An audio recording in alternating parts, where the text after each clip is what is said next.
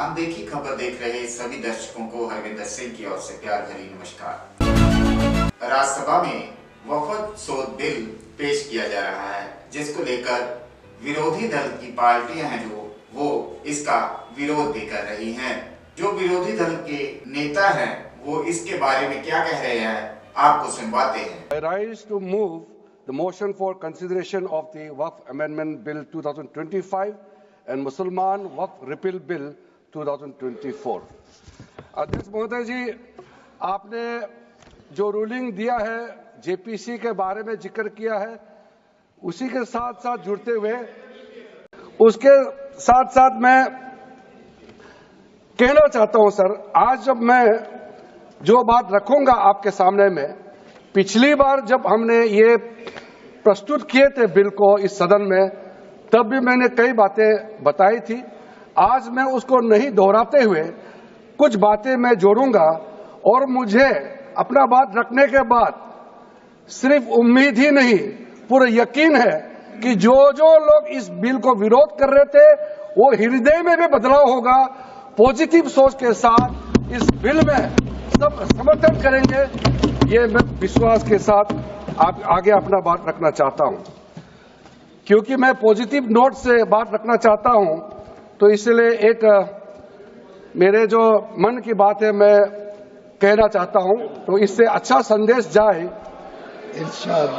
किसी के बात कोई, अध्यक्ष महोदय, किसी की बात कोई बदगुमान ना समझे, इस जमीन का दर्द कभी आसमान ना समझेगा। ये मैं दिल से कह रहा हूं, क्योंकि अच्छा सोच के साथ, बड़ा दिल के साथ, खुले मन से मैं ये प्रस्ताव आपके सामने में पेश कर रहा हूं। सामने रखा आपके द्वारा ये बिल जॉइंट पार्लियामेंट्री कमेटी को दिया गया, जिसका विपक्ष का भी बड़ा आग्रह था। कमेटी ने इस पर सुविचारित रूप से अपना मत प्रकट किया। वो जो मत प्रकट हुआ, वो मत फिर से कैबिनेट के सामने गया। कमेटी के जो सुझाव थे, ये भारत सरकार की कैबिनेट ने स्वीकार किए और अमेंडमेंट के रूप में किरण रिजिजू जी लेकर आए। ये तभी होता है जब ये ऑफिशियल अमेंडमेंट कैबिनेट की अनुमोदन के बगैर आता है। मान्यवर, मैं नहीं मानता इसमें कोई पॉइंट ऑफ ऑर्डर है, और आपका ही आग्रह था कि कमेटी ज्वाइंट पार्लियामेंट्री कमेटी बने।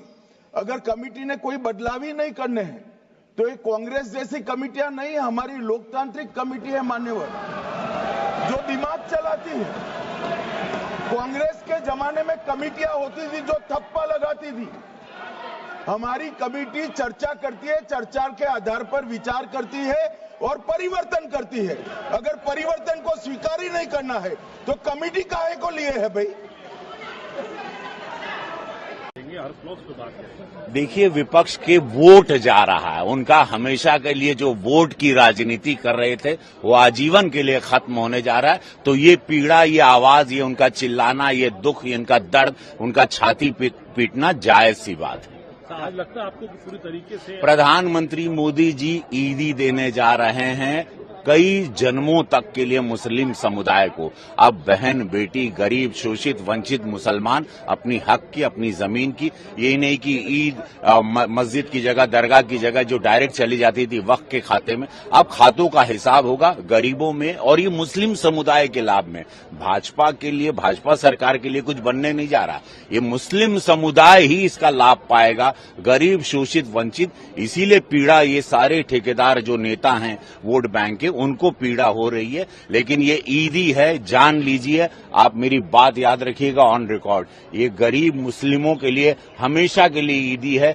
सब लोग, कई लाख करोड़ की जमीन अब मुस्लिम गरीबों के लिए, उनकी कॉलोनी बनेगी, उनके स्कूल बनेंगे, कॉलेजेस बनेंगे, उनके जीवन के लिए, उनके भलाई के लिए होगा। झुग्गी झोपड़ियों में जो रहते हैं, कभी ये समुदाय ने सिर्फ वोट लिया, लेकिन उनके भविष्य के लिए, जीवन के लिए आज तक इस समुदाय के लिए किसी ने नहीं सोचा, सिर्फ मोदी जी सोच रहे हैं। देखिए, ये मुसलमानों के खिलाफ पिछले 10-11 साल से जो बीजेपी ने एक कार्रवाई शुरू की है, उसी का हिस्सा है।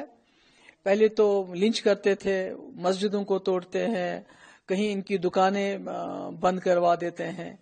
तो अब ये वक्फ बोर्ड की जो बिल लाके जो हमारी प्रॉपर्टीज हैं तो उस पे कब्जा करना चाहते हैं। जो हमारे कब्रिस्तान है, हमारी जमीनें हैं जो लोगों ने वक्फ की है अल्लाह ताला की राह में, तो ये मुझे लगता है ये अब मुसलमान को वो क्या करेंगे, वो तो बर्दाश्त करते आए हैं पिछले 10-11 साल से। मगर मैं समझती हूँ हमारे मुल्क के जो हमारे हिंदू भाई हैं उनको सोचना चाहिए कि हमारा मुल्क हिंदुस्तान पूरी दुनिया में भाईचारे की वजह से जाना जाता था, गंगा जमुना तहजीब की वजह से जाना जाता था, एक जमहूरी निजाम की वजह से जाना, यहाँ आइन की पासदारी, संविधान को लोग फॉलो करते थे। आज सारा कचरे में फेंका जा रहा है।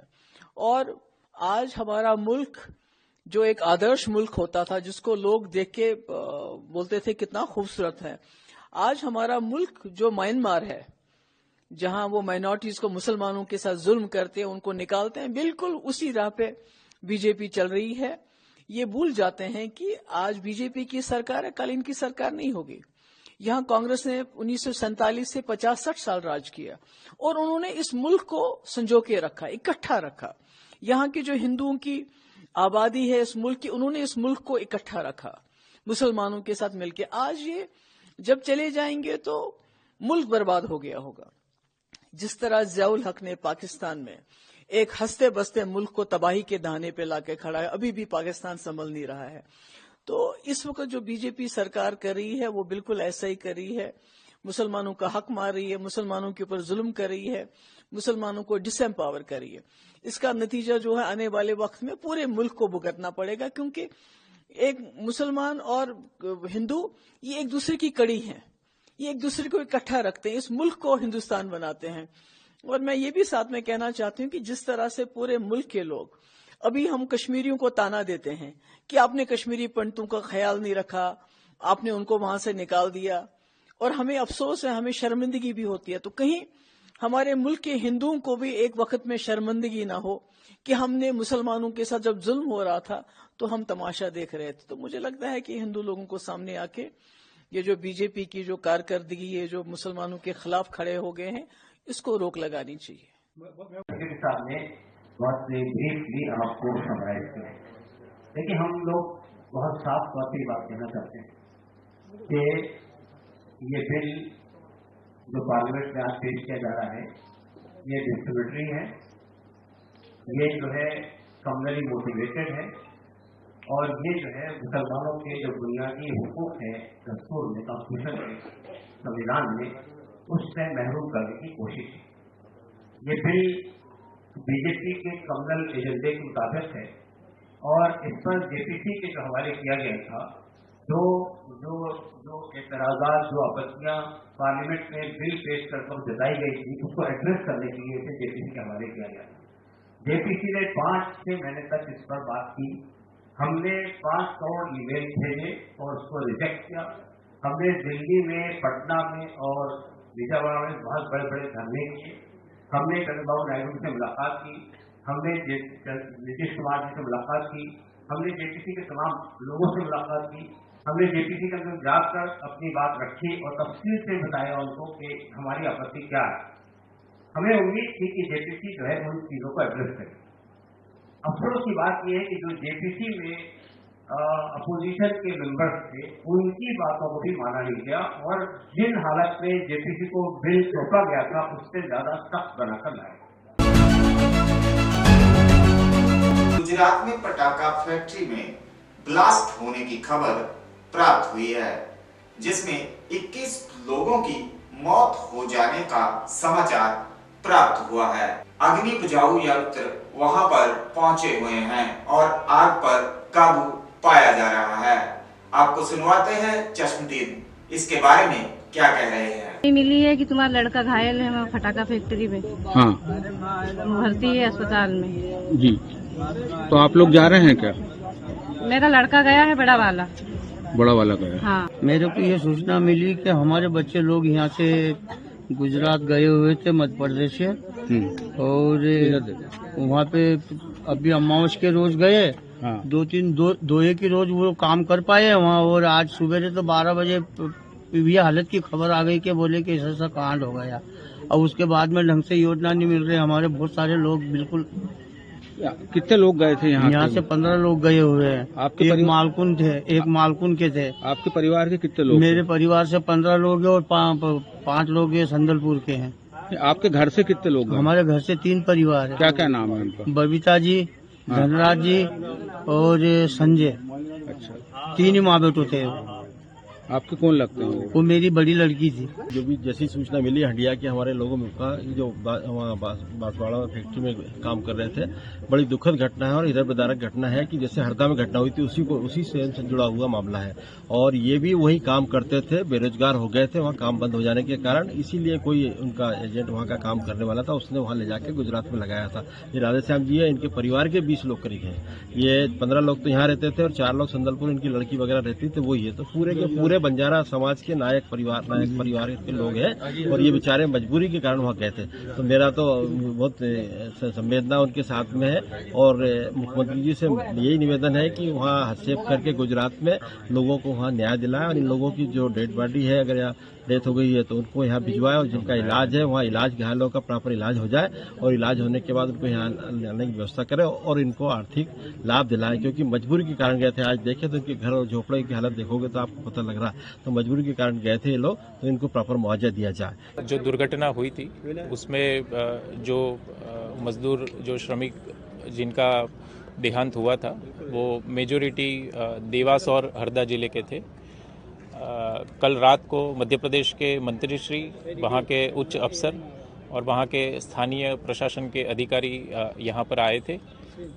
जिनकी भी दुखद मृत्यु हुई है उनके परिवारजन भी यहाँ पर डीसा सिविल हॉस्पिटल में आए थे।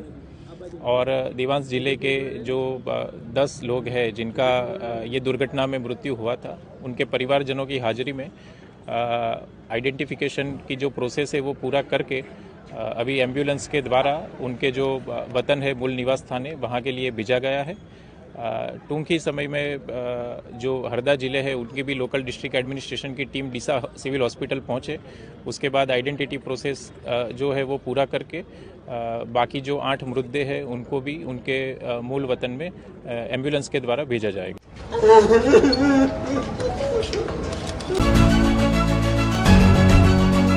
पंजाब सरकार द्वारा युद्ध नशे विरुद्ध जो मुहिम छेड़ी हुई है उसको लेकर कैबिनेट मंत्री तरनप्रीत सिंह सोल ने इसके बारे में क्या कह रहे हैं, आप भी सुने। यह जो पंजाब दे विच साडे नैशनल कन्वीनर, आम आदमी पार्टी के नैशनल कन्वीनर श्री अरविंद केजरीवाल जी ने, मुख्यमंत्री पंजाब सरदार भगवंत सिंह मान जी ने जो 3 करोड़ पंजाबियों के नाल वादा किया सी कि असी पंजाब दे विचों ये जो नशे की नेरी है, ये जो नशे की दलदल है, इनू सदा लई खत्म कर देंगे। उस दे तहत मैनू ये दसना पै रहा है कि सन 2007 तो लैके 17 तक पंजाब दे अंदर श्रोमणी अकाली दल भाजपा की सरकार सी। किसी नूं नहीं सी पता उस तो पहला कि चिट्टा की हुंदा है और ये चिट्टे की नेरी 2007 तो लैके 17 तक झुली और पूरे पंजाब दे अंदर इस सरकार 2007 तो 17 वाली सरकार ने पूरा जोर लाता कि घर घर च किसी तरीके नाल नशा पहुँचाया जाए, सिंथैटिक ड्रग। उस तो बाद चों समा आया 17 तो लैके 22 तक का। उस समय कैप्टन अमरिंदर सिंह की सरकार आई, कांग्रेस की सरकार आई और कैप्टन अमरिंदर सिंह ने कहा कि मैं हत्थ दे विच गुटका साहब नूं फड़ के तख्त श्री दमदमा साहब कनी नूं हत्थ करके कहा कि आम आदमी पार्टी वाले कहते ने असीं 4 महीने च नशा कर देंगे खत्म, तो मैं कहना मैं 4 हफ्तियां च नशा खत्म कर दूंगा। तो देखिया होना तुसीं पिछे उन्हां दे लीडरां ने वड्डे वड्डे जकारे भी छड्डे सीगे। उस दा नतीजा ये निकलिया कि 4 हफ्तियां च नशा तां की खत्म करना सी, 4 हफ्ते लई कदे वो सीसमा फार्म हाउस चों बाहर नहीं आए। टोटल 5 सालां च 4 हफ्ते भी उन्हां दी जिहड़ी प्रेजेंस है वो लोकां दे विच दर्ज नहीं की गई। लोकां ने परेशान होकर, तंग होकर, 3 करोड़ पंजाबियों ने परेशान होकर एक नेरी कोठड़ी दे विच एक उम्मीद की किरण देखी, वो सी आम आदमी पार्टी की। जदों आम आदमी पार्टी की किरण देखी तो उस किरण दे विचों ਇਸ ਪਾਰਟੀ ਨੂੰ ਚੁਣਿਆ ਗਿਆ, ਉਰੇ ਸਰਕਾਰ ਬਣੀ ਤੇ ਜਦੋਂ ਸਰਕਾਰ ਬਣੀ 3 ਸਾਲ ਲਗਾਤਾਰ ਅਸੀਂ ਨਸ਼ੇ ਦੇ ਉੱਤੇ ਵਰਕ ਕਰਦੇ ਕਿ ਕਿਸੇ ਤਰੀਕੇ ਨਾਲ ਨਸ਼ੇ ਨੂੰ ਖਤਮ ਕਰੀਏ ਅਸੀਂ ਕਾਰਵਾਈਆਂ ਕੀਤੀਆਂ। ਤੇ ਜਦੋਂ ਹੁਣ ਇਹਨੂੰ ਅਮਲੀ ਜਾਮਾ ਦੇਣ ਦਾ ਜਦੋਂ ਸਮਾਂ ਆ ਗਿਆ, ਹੁਣ ਅੱਜ ਸਰਕਾਰ ਨੇ ਇੱਕ ਬਹੁਤ ਵੱਡਾ ਪ੍ਰੋਗਰਾਮ ਪੰਜਾਬ 'ਚ ਆਰੰਭਿਆ। ਉਸ ਪ੍ਰੋਗਰਾਮ ਦਾ ਨਾਂ ਹੈ ਯੁੱਧ ਨਸ਼ਿਆਂ ਵਿਰੁੱਧ। ਇਹ ਯੁੱਧ ਨਸ਼ਿਆਂ ਵਿਰੁੱਧ ਪ੍ਰੋਗਰਾਮ ਦੇ ਤਹਿਤ ਪੰਜਾਬ ਦੇ 23 ਜ਼ਿਲ੍ਹਿਆਂ ਦੇ ਵਿੱਚ ਅਲੱਗ-ਅਲੱਗ ਮਿਨਿਸਟਰ ਸਾਹਿਬਾਨਾਂ ਦੀਆਂ ਡਿਊਟੀਆਂ ਸਰਕਾਰ ਵੱਲੋਂ ਲਗਾਈਆਂ ਗਈਆਂ, ਮੁੱਖ ਮੰਤਰੀ ਸਰਦਾਰ ਭਗਵੰਤ ਸਿੰਘ ਮਾਨ ਜੀ ਵੱਲੋਂ ਲਗਾਈਆਂ ਗਈਆਂ, ਔਰ ਜਿਹਦੇ ਤਹਿਤ ਚੱਲਦੇ ਅੱਜ ਮੈਂ ਜ਼ਿਲ੍ਹਾ ਬਰਨਾਲਾ ਵਿਖੇ ਪਹੁੰਚੇ ਹਾਂ। बिक्रमजीत सिंह मजीठिया की सिक्योरिटी जो वापस ली गई है, उसके बारे में बिक्रमजीत सिंह मजीठिया ने भगवान सिंह मान के ऊपर तीखे शब्दी हमले भी किए।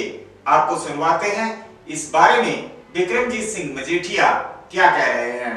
खबर जनतक हो गई है और कई न्यूज़ चैनल मैनू फोन भी कर रहे हैं, क्योंकि कई चैनलों ने चलाया कि मेरी जी Z+ सिक्योरिटी जो सरकार ने लंबे समय तो सरकार ने दिती सी बिकॉज ऑफ वेरीअस थ्रेट परसैप्शनस, वो वापस ले ली। चलो पहला तो भगवंत मान साहब थोड़ा शुक्रिया दा, थोनू बधाई। वैभव कुमार की सिक्योरिटी टाइट रखियो, जिहदे ते एक MP नाल मिसबिहेव करन दे आरोप ने। विजय नहर की टाइट रखियो, आप दी टाइट रखियो सिक्योरिटी, क्योंकि जब खा पी लैंदे हो तो तुहानूं मदद की लोड़ पै जाती है। आप दे सत्कारयोग परिवार की, धर्म पत्नी की, भैन जी की, भाईया जी की, माता जी सतौज होरां दी सब की टाइट रखियो। मगर अफसोस नाल कहना पैंदा कि किड्डे तुसीं डिग गए हो आपकी पॉलिटिक्स 'च। जदों वेख्या मजीठीए नूं काबू नहीं कर पा रहे, सीटां बदलियां, एक सीट बदली, दूजी बदली, तीजी बदली, चौथी बदली, पंजवीं बदलती, सारियां ही सीटां बेसीटां निकलियां। हुण मैं फिर कह रहा साध संगत जी, पहला कह रहा तुहानूं जिहड़ी नवीं सीट बनी है ये क्विड प्रो को है, लैण देण है। मेरी गल याद रखियो, क्योंकि अफसर हुण जूनीयर हो गए। इन्हां अफसरां नूं पोस्टिंगां दित्तियां जाणगीਆਂ, लालच दिते जाणगे कि भाई जो रिपोर्ट असीं कहने वो पेश कर दो। हाँ कर सकते हैं, सरकारां करदियां हुंदियां ने, मगर अखीर 'च याद रखियो साध संगत जी, जिहदा साहिब डैडा हुंदा ना जी, असल मालिक, असल सरकार वो सच्चे पातशाह दी है, और उहदी मेहर निगाह सवली चाहिदी है, उहदी किरपा बख्शिश चाहिदी है, अंग संग सहाई चाहिदी है। कोई साडी जित नूं, सच्चाई नूं लुको नहीं सकदा, ना कोई सानूं इस तरह हरा सकदा। मगर मेरे वीरो बखलाहट वेखो, जदों मजीठिया हर किस्म नाल चुप कराउण 'च फेल हो गए तो इन्हां ने मेरी सिक्योरिटी विड्रॉ की। मैनूं तां इस गल दा पता सी, क्योंकि छुट्टी वाले दिन शनिवार सैटरडे 29 तरीक रात नूं कोई 7 बजे इन्हां ने मेरी सारी सिक्योरिटी विड्रॉ करती।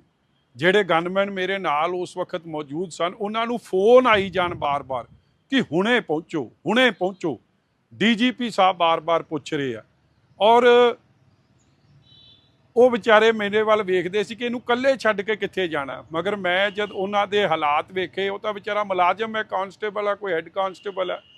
ਮੈਂ ਆਪਦੇ ਸਿਕਿਉਰਿਟੀ ਇੰਚਾਰਜ ਨੂੰ ਫੋਨ ਕੀਤਾ, ਚਰਨਜੀਤ ਸਿੰਘ ਉਹਦਾ ਨਾਂ, ਉਹਨੂੰ ਕਹਿੰਦਾ ਮੇਰੇ ਕੋਲ ਕੋਈ ਇਨਫੋਰਮੇਸ਼ਨ ਨਹੀਂ ਸਰ।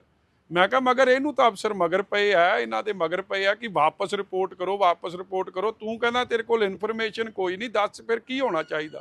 कहना सर मेरे कोल जवाब कोई नहीं, इन्हां नूं तुहानूं कल्ले नहीं छड्डना चाहिए। उस वक्त मैं फिर यह फैसला किया कि इन्हां विचारियां दी नौकरी, इन्हां दे परिवार इस ते गुजर करदे, इनू खतरे 'च ना पावां। मैं इमीजिएटली उन्हां नूं शनिवार देर रात नूं उन्हां नूं वापस भेजिया, कोई 1 बजे, कोई 2 बजे, कोई 3 बजे। आपदी ਜਿਹੜੇ ਜਿੱਥੋਂ ਆਏ ਸਨ ਉਸ ਕਮਾਂਡੈਂਟ ਸਾਹਿਬ ਕੋਲ ਜਾਂ ਬਟਾਲੀਅਨ ਕੋਲ ਉਹਨਾਂ ਨੇ ਵਾਪਸ ਰਿਪੋਰਟ ਕੀਤਾ। ਮਗਰ ਤੁਸੀਂ ਹੈਰਾਨ ਹੋਵੋਗੇ ਸਾਧ ਸੰਗਤ ਜੀ, ਜਦੋਂ ਭਗਵੰਤ ਮਾਨ ਸਾਰੀਆਂ ਛਾਚਾਂ ਤੋਂ ਫੇਲ ਹੋ ਗਿਆ, ਹੁਣ ਮੈਨੂੰ ਐਕਸਪੋਜ਼ ਕਰਨਾ ਚਾਹੁੰਦਾ, ਕਿਉਂਕਿ ਇਹ ਚਾਹੁੰਦਾ ਕਿ ਸ਼ਾਇਦ ਇਹਨੂੰ ਮੂੰਹ ਬੰਦ ਕਰਾਉਣ ਦਾ ਤਰੀਕਾ ਹੀ ਹੈ ਕਿ ਇਹਨੂੰ ਜਦ ਕੋਈ ਹੋਊਗਾ ਨਹੀਂ ਨਾਲ ਹਿਫਾਜ਼ਤ ਵਾਲਾ ਤੇ ਕੋਈ ਗੋਲੀ ਮਾਰ ਜੂਗਾ। ਭਗਵੰਤ ਮਾਨ ਇਸ ਤਰ੍ਹਾਂ ਚੁੱਪ ਨਹੀਂ ਕਰਨ ਵਾਲਾ।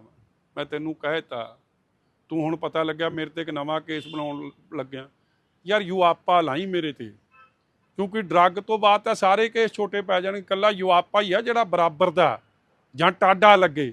ਆ ਡੀਏ ਸ਼ੀਏ ਤਾਂ ਸਭ ਕੰਮ ਨਿੱਕੇ ਮੋਟੇ ਪਰਚਿਆਂ ਦੀ ਮੈਨੂੰ ਕੋਈ ਚੜੀ ਲੱਥੀ।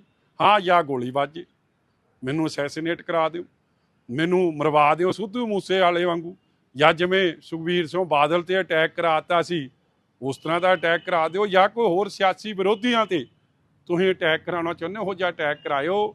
ਨਹੀਂ ਤਾਂ ਜੇ ਕਿਤੇ ਮੈਂ ਬਚ ਗਿਆ ਤੇ ਤੈਨੂੰ ਕਿਹਾ ਸੀ ਆ ਹਿੱਕ ਤੇ ਜ਼ੋਰ ਤੇ ਕਿਹਾ ਸੀ ਤੈਨੂੰ, ਉਹ ਰੱਬ ਤੋਂ ਸੱਚੇ ਪਾਤਸ਼ਾਹ ਤੋਂ ਡਰ ਕੇ ਗਿਆ ਸੀ ਠਾ ਠਾ ਤੇਰੇ ਤੇ ਵੱਜਾਂਗੇ, ਤੈਨੂੰ ਬੰਦਾ ਬਣਾ ਕੇ ਹਟਾਂਗੇ, ਤੈਨੂੰ ਐਕਸਪੋਜ਼ ਕਰਕੇ ਹਟਾਂਗੇ। ਔਰ ਇਹਦੇ ਲਈ ਭਾਵੇਂ ਜਾਨ ਵੀ ਜਾਣੀ ਪਵੇ ਨਾ, ਜਾਂਦੀ ਰਹੋ। ਉਸ ਮਾਲਕ ਦੇ ਹੱਥ ਵੱਸ ਹੈ। ਤੇਰੇ ਵਰਗੇ ਸ਼ਰਾਬੀ, ਤੇਰੇ ਵਰਗੇ ਕਬਾਬੀ ਜੀ ਨੇ ਪੰਜਾਬ ਦਾ ਬੇੜਾ ਗਰ ਕਰਤਾ। ਰੋਜ਼ ਬੰਬ ਬਲਾਸਟ, ਅੱਜ ਵੀ ਬੰਬ ਬਲਾਸਟ, ਮਜੀਠੇ ਥਾਣੇ ਬੰਬ ਬਲਾਸਟ, ਜੈਂਤੀਪੁਰ ਮੇਰੇ ਹਲਕੇ 'ਚ ਬੰਬ ਬਲਾਸਟ। ਹੁਣ ਮੈਨੂੰ ਐਕਸਪੋਜ਼ ਕੀਤਾ ਜਾ ਰਿਹਾ ਕਿ ਭਾਈ ਇਹਨੂੰ ਸਿੱਧੇ ਹੋ ਕੇ ਟੱਕਰੋ, ਇਹਨੂੰ ਸਿੱਧੂ ਮੂਸੇ ਵਾਲੇ ਵਾਂਗੂ ਠੋਕ ਦਿਓ, ਇਹਦੇ ਕੋਲ ਕੋਈ ਸਿਕਿਉਰਿਟੀ ਨਹੀਂ। ਇਸ ਲਈ ਮੈਂ ਨਹੀਂ ਜ਼ਿਕਰ ਕਰ ਰਿਹਾ ਸਾਂ। ਔਰ ਅੱਜ ਕਿਉਂਕਿ ਹੁਣ ਅਖਬਾਰਾਂ 'ਚ ਹੀ ਗੱਲ ਆ ਗਈ ਹੈ, ਟੀਵੀ ਚੈਨਲਾਂ 'ਤੇ ਚੱਲ ਪਈ ਹੈ, ਤਾਂ ਮੈਂ ਤੁਹਾਡੇ ਰੂਬਰੂ ਹੋ ਰਿਹਾ ਕਿ ਭਾਈ ਫਿਕਰ ਨਾ ਕਰਿਓ, ਤੁਹਾਡਾ ਆਸ਼ੀਰਵਾਦ, ਤੁਹਾਡਾ ਪਿਆਰ, ਤੁਹਾਡੀਆਂ ਦੁਆਵਾਂ ਨਾਲ ਚਾਹੀਦੀਆਂ ਨੇ। ਔਰ ਇਹ ਆਵਾਜ਼ ਸਦਾ ਹੀ ਬੁਲੰਦ ਹੋ ਕੇ ਗੂੰਜੂਗੀ। ਇਸ ਤਰ੍ਹਾਂ ਨਾ ਮੈਂ ਚੁੱਪ ਪਹਿਲਾਂ ਹੋਣ ਵਾਲਾ, ਨਾ ਮੈਂ ਹੁਣ ਹੋਊਂਗਾ। ਤਗੜੇ ਹੋ ਕੇ ਲੜਾਈ ਲੜਾਂਗੇ, ਤੁਹਾਡਾ ਸਭ ਦਾ ਸਾਥ ਚਾਹੀਦਾ। आम आदमी पार्टी के प्रभारी मनीष सिसोदिया और पंजाब के प्रधान और कैबिनेट मंत्री अमन अरोड़ा प्रेस से वार्तालाप कर रहे हैं। आपको भी सुनवाते हैं कि वो क्या कह रहे हैं। ਸਭ ਤੋਂ ਪਹਿਲਾਂ ਤਾਂ ਲੁਧਿਆਣਾ ਦੇ ਵਿੱਚ ਅੱਜ ਇਸ ਬਹੁਤ ਹੀ ਮਹੱਤਵਪੂਰਨ ਇਵੈਂਟ ਨੂੰ ਕਵਰ ਕਰਨ ਦੇ ਲਈ ਪਹੁੰਚੇ ਲੁਧਿਆਣਾ ਦੇ ਸਾਰੇ ਮੀਡੀਆ ਦੇ ਸਾਥੀਆਂ ਦਾ ਦਿਲ ਦੀ ਗਹਿਰਾਈ ਦੇ ਵਿੱਚੋਂ ਧੰਨਵਾਦ। ਔਰ ਵਿਸ਼ੇਸ਼ ਤੌਰ ਤੇ ਧੰਨਵਾਦ ਸਾਡੇ ਪੰਜਾਬ ਦੇ ਇੰਚਾਰਜ ਸ਼੍ਰੀ ਮਨੀਸ਼ ਸਿਸੋਦੀਆ ਜੀ ਦਾ, ਜਿਨ੍ਹਾਂ ਨੇ ਦੇਸ਼ ਦੇ ਵਿੱਚ ਸਿੱਖਿਆ ਦੀ ਕ੍ਰਾਂਤੀ ਜਿਹੜੀ ਉਹ ਲੈ ਕੇ ਆਏ। ਸਾਥੀਓ, ਮੇਰੇ ਲਈ ਇਹ ਮਾਣ ਦੀ ਗੱਲ ਹੈ ਕਿ ਅੱਜ ਸਾਡੀ ਕਾਰਜਕਾਰਨੀ ਦੀ ਮੀਟਿੰਗ ਉਹ ਲੁਧਿਆਣਾ ਦੇ ਵਿੱਚ ਹੋਈ ਹੈ, ਜਿਸ ਦੇ ਵਿੱਚ ਸਾਡੇ ਨੈਸ਼ਨਲ ਕਨਵੀਨਰ ਸ਼੍ਰੀ ਅਰਵਿੰਦ ਕੇਜਰੀਵਾਲ ਜੀ ਨੇ ਉਚੇਚੇ ਤੌਰ ਦੇ ਉੱਪਰ ਸ਼ਿਰਕਤ ਕੀਤੀ। ਔਰ ਸਾਡੇ ਬਲਾਕ ਲੈਵਲ ਤੱਕ ਦੇ ਪਾਰਟੀ ਦੇ ਸਾਰੇ ਆਫਿਸ ਬੀਅਰਰਸ ਪਦਾਧਿਕਾਰੀ ਉਹਨਾਂ ਨੇ ਸ਼ਮੂਲੀਅਤ ਕੀਤੀ। ਔਰ ਮੇਰੇ ਲਈ ਮਾਣ ਸਨਮਾਨ ਦੀ ਗੱਲ ਹੈ ਕਿ ਸਾਡੇ ਨੈਸ਼ਨਲ ਕਨਵੀਨਰ ਸ਼੍ਰੀ ਅਰਵਿੰਦ ਕੇਜਰੀਵਾਲ ਜੀ ਅੱਜ ਸਮੁੱਚੀ ਪਾਰਟੀ ਨੂੰ ਔਰ ਸਮੁੱਚੇ ਪੰਜਾਬ ਨੂੰ ਇੱਕ ਇਹੋ ਜਿਹੀ ਦਿਸ਼ਾ ਦੇ ਕੇ ਗਏ ਨੇ ਕਿ ਪੰਜਾਬ ਨੂੰ ਨਸ਼ਿਆਂ ਤੋਂ ਮੁਕਤ ਕਰਨਾ ਹੈ। ਔਰ ਇਹਦੇ ਲਈ ਸ਼੍ਰੀ ਮਨੀਸ਼ ਸਿਸੋਦੀਆ ਜੀ ਤੁਹਾਡੇ ਨਾਲ ਸਾਰੇ ਵਿਚਾਰ ਨੇ ਜਿਹੜੇ ਉਹ ਸਾਂਝੇ ਕਰਨਗੇ। ਮੈਂ ਸਮਝਦਾ ਕਿ ਸਾਡੇ ਸਾਰਿਆਂ ਲਈ ਮਾਣ ਦੀ ਗੱਲ ਹੈ। ਹੁਣ ਮੈਂ ਬੇਨਤੀ ਕਰੂੰਗਾ ਸ਼੍ਰੀ ਮਨੀਸ਼ सिसोदिया जी ਨੂੰ कि वो ਤੁਹਾਡਾ ਵਿਚਾਰ ਸਾਂਝੇ ਕਰਨ। बहुत बहुत धन्यवाद अमन जी, और सभी पत्रकार मित्रों का भी धन्यवाद। साथियों, आज ये जो आज कार्यकारिणी की मीटिंग हुई, जिसमें आम आदमी पार्टी के ब्लॉक स्तर के सभी पदाधिकारी लुधियाना में इकट्ठा हुए और इस बात पर विचार हुआ कि कैसे हम पूरे के पूरे पंजाब को नशे से मुक्त कराने के लिए पार्टी स्तर पर मुहिम चलाएंगे। ये बहुत महत्वपूर्ण है, क्योंकि सामान्यतः आप देखते होंगे कि पार्टियों के जो जिला सम्मेलन, राष्ट्रीय सम्मेलन, राज्य सम्मेलन होते हैं, उसमें पार्टियां केवल इस बात को लेके इकट्ठा होती हैं कि सत्ता कैसे हासिल की जाए या सत्ता कैसे बचाई जाए। लेकिन यही अरविंद केजरीवाल जी की आम आदमी पार्टी और बाकी पार्टियों के विजन में अंतर है कि आम आदमी पार्टी सरकार बनाने की रणनीति भी बनाती है, चुनाव लड़ने की रणनीति भी बनाती है, लेकिन जब सरकार में होती है तो इकट्ठा होके पंजाब को नशा मुक्त बनाने की रणनीति भी पार्टी के स्तर पे बनाती है। ये आज एक अलग तरीके का मौका था जब अरविंद केजरीवाल जी ने पूरे के पूरे पार्टी कैडर को ये संदेश दिया अपनी पूरी कार्यकारिणी के माध्यम से कि एक तरफ पंजाब सरकार नशे के खिलाफ बहुत फुल एक्शन पे उतरी हुई है, दूसरी तरफ आम आदमी पार्टी के पदाधिकारियों की, आम आदमी पार्टी के कार्यकर्ताओं की भी जिम्मेदारी है कि वो भी गांव-गांव में उतर के, गली गली में उतर के इस कारोबार को खत्म करने में, इस नशे के पूरे ताने बाने को खत्म करने में अपनी भूमिका निभाएं। क्योंकि ये भी जानने और समझने की चीज है कि पंजाब में नशा फैला कैसे। नशे कारोबारियों ने तो फैलाया ही, लेकिन उसको पूरा पॉलिटिकल प्रोटेक्शन मिला, पिछली सरकारों का जम के राजनीतिक समर्थन मिला और सहभागिता मिली, उसकी वजह से नशा फैला। दूसरी सरकारें आई तो उन्होंने उसको आगे बढ़ाया, लेकिन पिछले 3 साल में इनकी सप्लाई चेन को, इनके नेटवर्क को आइडेंटिफाई करना, उसको तोड़ना, और अब पिछले 1-1.5 महीने में जिस तरह से एक एक ड्रग डीलर को, एक एक नशा तस्कर बोलो, उसको जो भी शब्द दीजिए, उसके खिलाफ एफआईआर हो रही हैं। 2500 एफआईआर हो चुकी हैं, 4500 लोग अरेस्ट हो चुके हैं। जो लोग बहुत डीपली इन्वॉल्व हैं और मानने को तैयार नहीं है, उनके घर 54 ऐसे घर गिराए जा चुके हैं। 51 जगह पे एनकाउंटर हो चुके हैं। इसी तरह से 65 लाख का ड्रग मनी और 7 लाख कैप्सूल्स बरामद किए गए हैं।